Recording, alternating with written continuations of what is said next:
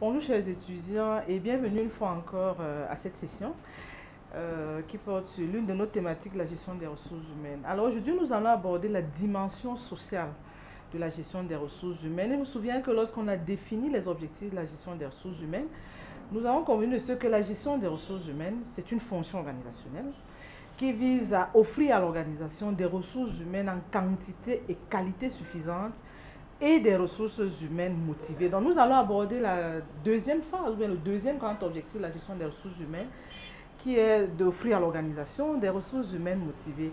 J'ai même envie de dire des ressources humaines compétentes, des ressources humaines épanouies, des ressources humaines heureuses. Donc nous allons aborder cet aspect, cette dimension sociale de la gestion des ressources humaines à travers deux éléments. Le premier élément, lorsqu'on parle des ressources humaines ou de la motivation des ressources humaines, nous abordons les éléments liés à aux conditions de travail. Et ensuite, nous allons aborder la deuxième dimension ici, va porter sur les relations professionnelles. Alors, commençons par les conditions de travail. Alors, lorsqu'on parle de motivation, vous avez certainement suivi toutes les théories qui ont été développées dans la littérature par les auteurs du mouvement des relations humaines qui insistent sur le fait qu'une ressource humaine motivée produit plus qu'une ressource humaine qui ne bénéficie pas d'attention de l'organisation. Et de ce point de vue, lorsqu'on aborde les conditions de travail comme élément de motivation, il y a deux dimensions importantes. Il y a une dimension physique, disons, physique de l'organisation, et puis il y a une dimension psychologique en ce qui concerne les conditions de travail. Commençons par la dimension physique des conditions de travail.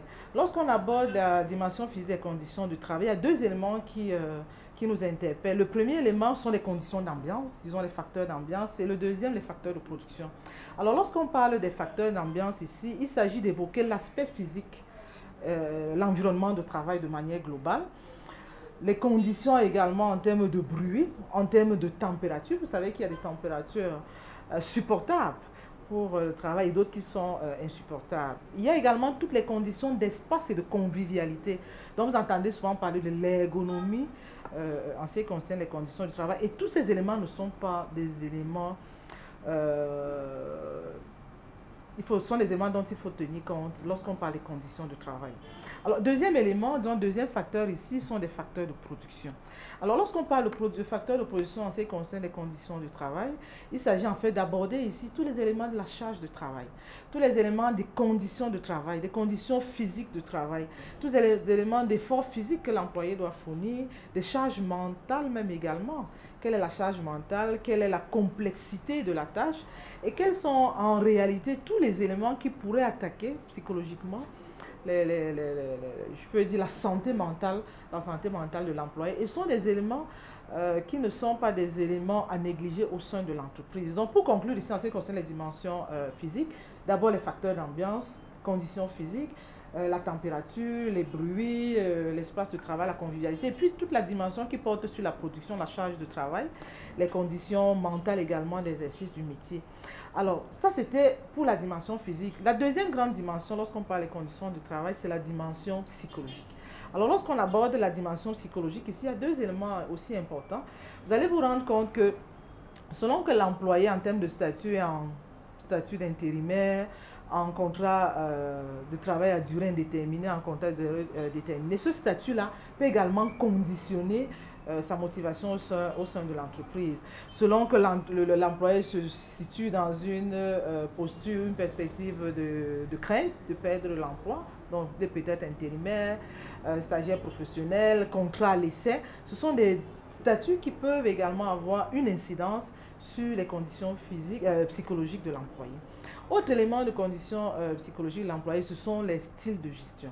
Alors, le style de gestion de l'employeur ici ou alors du responsable en chef impacte sur la dimension psychologique de l'employé. Selon qu'on insiste sur un travail à la taylorienne, c'est-à-dire une organisation vraiment scientifique, selon qu'on est également dans une forme beaucoup plus participative, dans tous les cas, chaque style de gestion aura un impact sur la dimension psychologique de l'employé. Et de ce point de vue, vous connaissez très bien l'auteur, Esberg, qui arrive à distinguer lorsqu'il parle de motivation de l'employé, qui arrive à distinguer les facteurs d'hygiène et les facteurs de motivation. Et vous avez donc ces deux grandes dimensions qui insistent sur le fait que lorsqu'on parle des facteurs d'hygiène ici, le salaire, les conditions physiques et tout ce qui porte sur les conditions, je peux dire d'ambiance, sont des facteurs qui réduisent l'insatisfaction. Mais si vous voulez vraiment motiver vos employés, il faut donc insister sur le style de gestion, sur l'autonomie que vous accordez à vos collaborateurs, mais également, et disons-le de manière claire, sur les éléments d'épanouissement et de développement des ressources humaines. Voilà en ce qui concerne les conditions du travail. Maintenant, en ce qui concerne les relations professionnelles, il faut dire que là, c'est vraiment un enjeu très, très, très important. Parce que nous sommes en organisation. Lorsqu'on parle d'organisation, c'est l'action organisée. Donc, il y a forcément une transaction, il y a forcément une collaboration entre les personnes et de ce point de vue, les relations professionnelles ici occupent une place importante. Et lorsqu'on parle de relations professionnelles, vous allez vous rendre compte que l'organisation met déjà en place des éléments, je peux dire visibles, mais il y a également des éléments qui peuvent relever également de la partie invisible. Commençons par la partie visible. Lorsqu'on parle des relations de travail, vous entendez souvent dire que c'est l'ensemble des règles en fait qui régissent le fonctionnement ou alors les relations entre les individus, entre les différentes structures de l'organisation. Alors vous avez plusieurs outils qui sont élaborés dans l'organisation à ce sujet. D'abord, n'oubliez pas la fiche de poste, n'oubliez pas l'organigramme, parce que l'organigramme c'est vraiment le premier élément qui présente comment est-ce que l'information circule et comment la communication formelle également s'organise. Et de ce point de vue, c'est un élément important. Il y a également le règlement intérieur. Vous entendez, le règlement intérieur indique effectivement un ensemble de droits, un ensemble d'obligations et un ensemble d'éléments qui organisent la vie au sein de l'organisation. Vous entendez parler des manuels de procédure qui indiquent également comment est-ce que les opérations se déroulent au sein de l'entreprise. Vous entendez parler des chartes éthiques, des chartes de valeurs, des codes de conduite, autant d'éléments qui permettent justement d'organiser la vie sociale au sein de l'entreprise. Et de ce point de vue, deux enjeux sont importants. Premier enjeu, motiver l'employé, mais surtout également accroître la productivité de l'entreprise. Et ce qu'il faut dire lorsqu'on parle de relations professionnelles, c'est qu'il y a plusieurs acteurs qui sont concernés. Nous avons certes l'employeur, nous avons l'employé, nous avons l'inspecteur du travail, nous avons les délégués du personnel.